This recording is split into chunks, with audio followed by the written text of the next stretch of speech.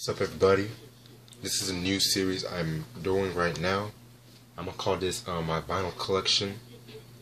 Yes, if you have been following me on Facebook, you have seen that I have showed a lot of good records. I finally got my hands on a record player, and so I've been getting records like crazy these past couple of weeks, and actually the past couple of weeks, yeah, and so.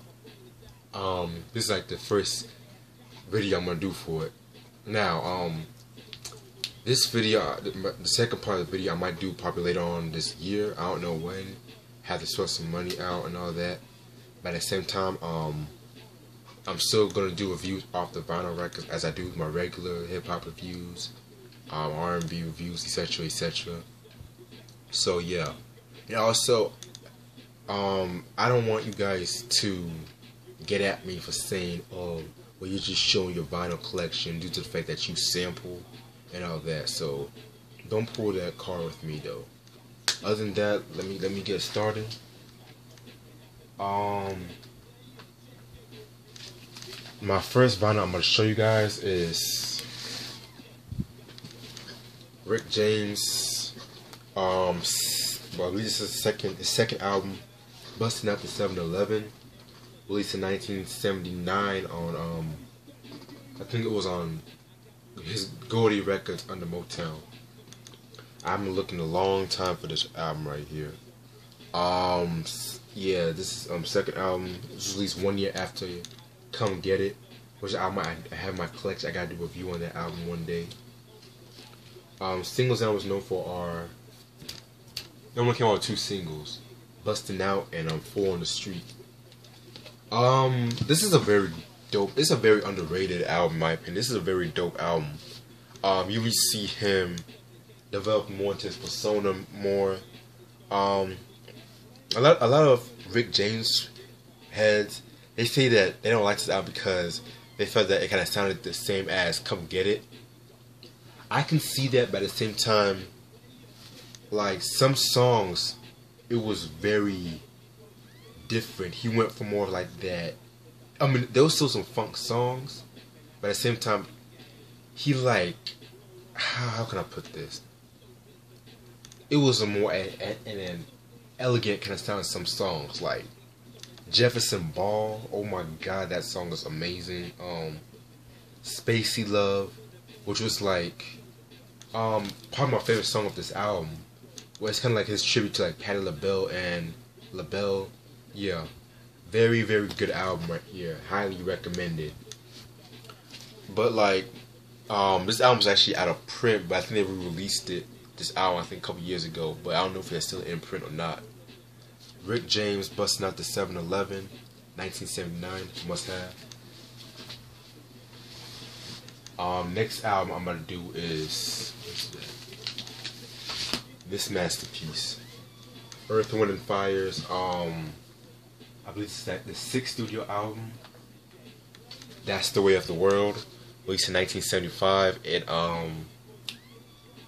I believe it was CBS Records. Yeah, you guys should know who Earth, Wind and Fire are. Basically, in my opinion, one of the greatest R&B funk groups of all time. This is a group that puts 110%. No, scratch that. This is a group that puts 200% in everything that they do. Maurice White, dope frontman. Philip Bailey, probably arguably the greatest falsetto singer ever.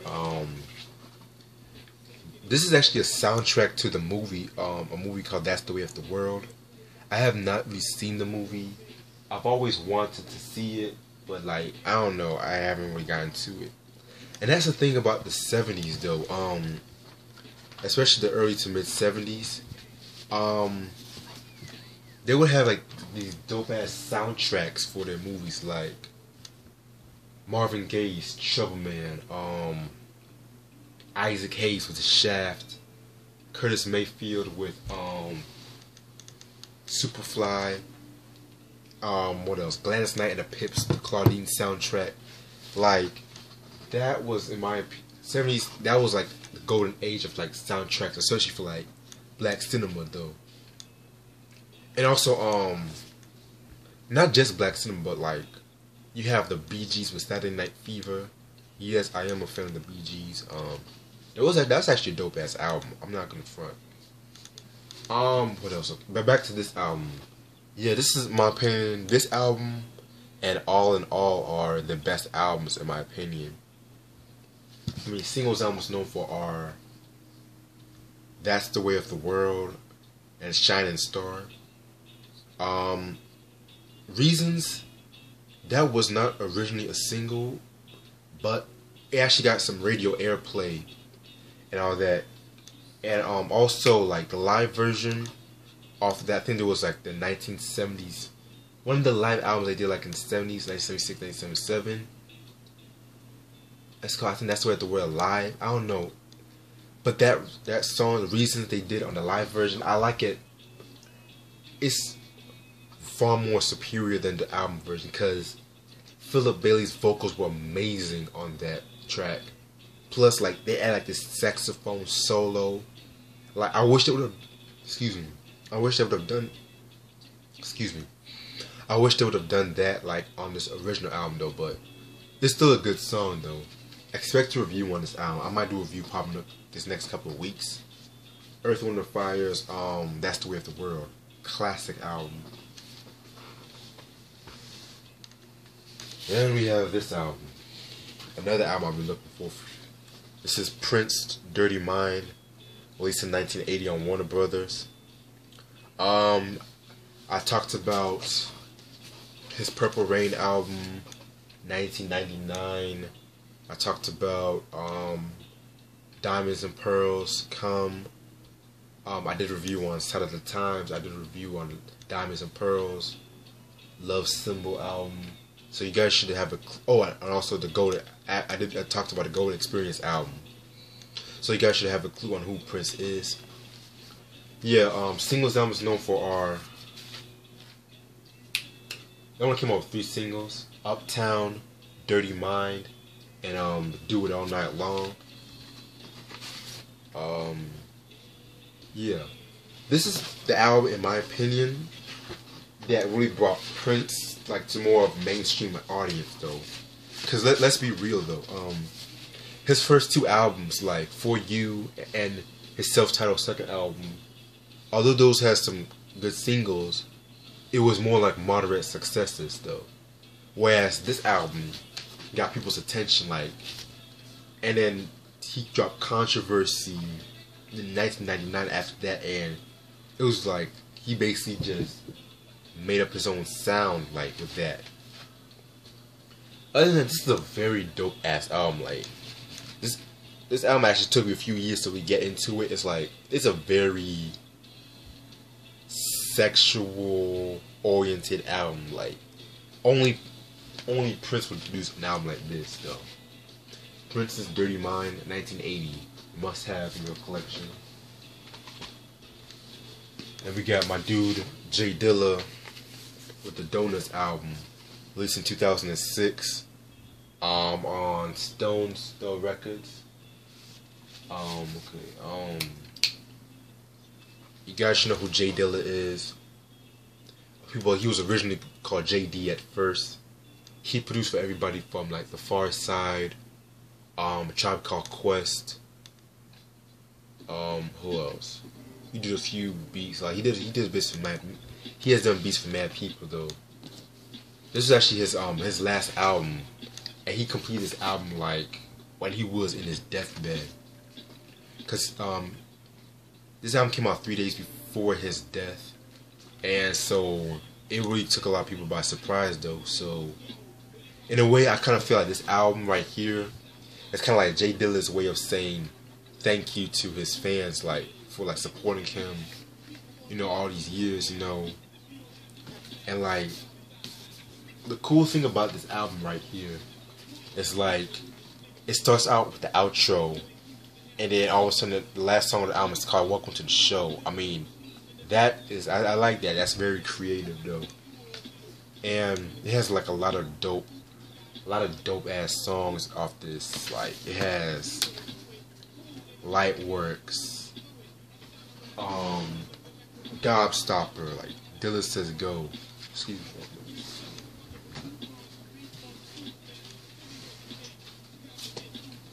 I mean, sorry about that. This is a very, it's like he put his heart and soul off this album. And like, one thing about this album, he just, a lot of beats have like that soulful sound, but most of the beats have like a very experimental sound. Like, that's what I kind of feel about that album. A lot of people have used beats from this album.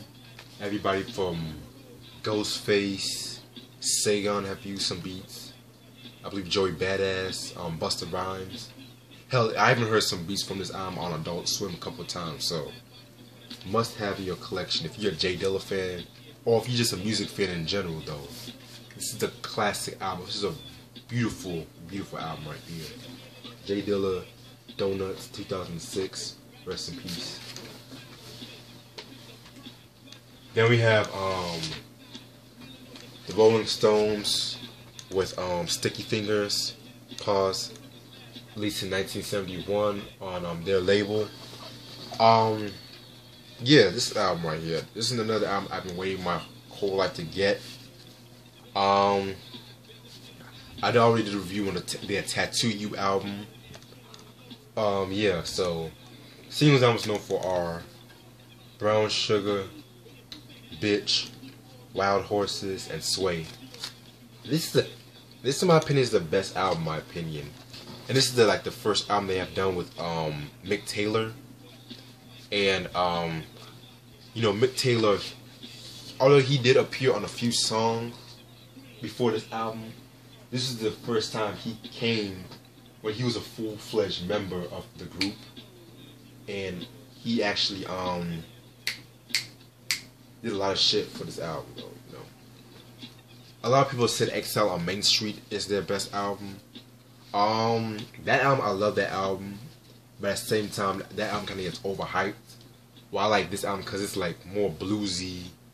It has like more bluesy, it's like a more, it has like some jazz oriented stuff in this album. Like the song "Can You Hear Me Knocking?" Whew, that's a dope ass song right there. Love that song. And also Mick Jagger actually plays guitar on this album too, so this is a must-have for you, Rolling Stones fan. Dope ass album, I love it. Released in 1971. Then my last album I'm gonna do today is the Beatles with Abbey Road, released in 1969 on their actually the Apple label. Everybody in the world knows who the Beatles are. I'm not gonna go into their biography. To be real with you guys, I'm not really the biggest Beatles fan, to be honest. Like, I only like them from like 1966 to about like 1969 though. And my favorite albums from them that I only have is like Abbey Road and A Revolver. So basically, I'm not really the biggest Beatles fan. At first, I used to hate the group. Now I just, I know it's gonna be a shocking to a lot of people say, "Oh my God, no," but I just gotta say what it is though. But other than that, you know, my friend Matthew G, shout out to him. He told me just give him a chance, and yeah. Okay, so singles I'm most known for are, I want to come up with 2 singles, Come Together and Something. This is a very interesting album, by the way. This is like originally, believe it or not, this was originally their last album. A lot of people think that Let It Be was the last album. No, that was the last album that they released. This is the last album that they did together. What the fuck is wrong with my shit, man? Oh. That's the last time they really did together. Because if you guys are Beatles fans, you guys should know that the Let It Be, Get Back sessions, that's when they were really getting at it. You know, because, you know, John Lennon, he was with Yoko around. They really started feuding around the White Album sessions.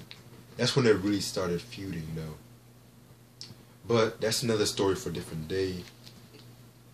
But yeah, so I believe it was actually the producer George Martin that actually it was either George Martin or Paul McCartney that wanted like to do another album because they wanted to do a happy album, like because there was like too much tension going on with the group around this time or at that era. And I believe that George Harrison left the Beatles around this time too. If I made a mistake, somebody quote me, somebody make a comment in the comment section saying that I made a mistake on what I was saying, so that way I wouldn't. You know what I'm talking about. Other than that, yeah, this is my opinion. This is their best album, in my opinion. This album has like a lot of classic songs, like Something, Oh Darling, I Want You, She's So Heavy, Sun King. Like a lot of dope ass songs came out with this, and it's like their best selling album too. And one cool thing about this album, it's like the side 2. I think from Sun King to Carry That Weight, it like tells like a story, like all the songs just combining together, and that's like that's an original idea, you know. Other than that, this is a classic album right here. Oh, I forgot to say the cover. Yeah, I know you guys have seen this famous cover before. They have that rumor, the Paul McCartney, the barefoot rumor, or Paul is dead.